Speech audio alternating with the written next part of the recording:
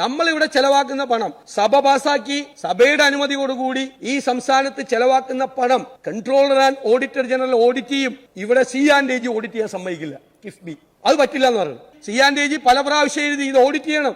C&AG audit ഉണ്ട്. ഞങ്ങളൊരു auditing ഉണ്ടാക്കിയിരുന്നത് ഇത് നാട്ടിൻപുറത്ത് ഉണ്ടാക്കുന്ന ക്ലബ്ബല്ല. അവിടെ ഓഡിറ്റിംഗ് രണ്ടുപേരെ ഓഡിറ്ററായിട്ട് വെച്ചിട്ട് അവിടുത്തെ വരുമാനവും പരിസംഖ്യയും പരിശോധിക്കുന്ന പോലെയല്ല. ഇത് നാട്ടുകാരടക്കുന്ന നികുതി പണമാണ്. നാട്ടുകാരടക്കുന്ന നികുതി പണം ഭരണഘടനാപരമായ പരിശോധനകൾക്ക് ഓഡിറ്റിങ്ങിന് വിധേയമാക്കണം. നിങ്ങൾ അതിനെ ഒഴിവാക്കുന്നു മനഃപൂർവ്വം. കാരണം എന്താ, ആ സ്ഥാപനത്തെ ഓഡിറ്റ് ചെയ്താൽ അതൊരു വെള്ളാനയാണ് എന്ന് ബോധ്യപ്പെടും. അവിടെ നടക്കുന്നത് മുഴുവൻ ബാക്ക്ഡോർ അപ്പോയിന്റ്മെന്റ്. നിങ്ങൾ ദയവ് ഇത് ഭരണകക്ഷിയിലിരിക്കുന്ന MLA-മാർ കൂടി ഒന്ന് പരിശോധിക്കണം. നമ്മുടെയൊക്കെ പേരിൽ ഒരു സ്ഥാപനം ഉണ്ടാക്കിയിട്ട് എത്ര ലക്ഷം രൂപ ആണ് അവിടെ ഓരോരുത്തർ ശമ്പളം മേടിക്കുന്നത്. റിട്ടയർ ചെയ്ത് വന്ന് ഓരോ സ്ഥാനത്തിരിക്കുന്ന ഇവിടുത്തെ PWD-യിലെ എക്സ്പീരിയൻസ്ഡായ ചീഫ് എഞ്ചിനീയർമാർ എല്ലാം പരിശോധിക്കുന്ന ഓഡിറ്റ് BSNL നിന്ന് റിട്ടയർ ചെയ്ത ആൾ അവിടെ പരിശോധിക്കണം.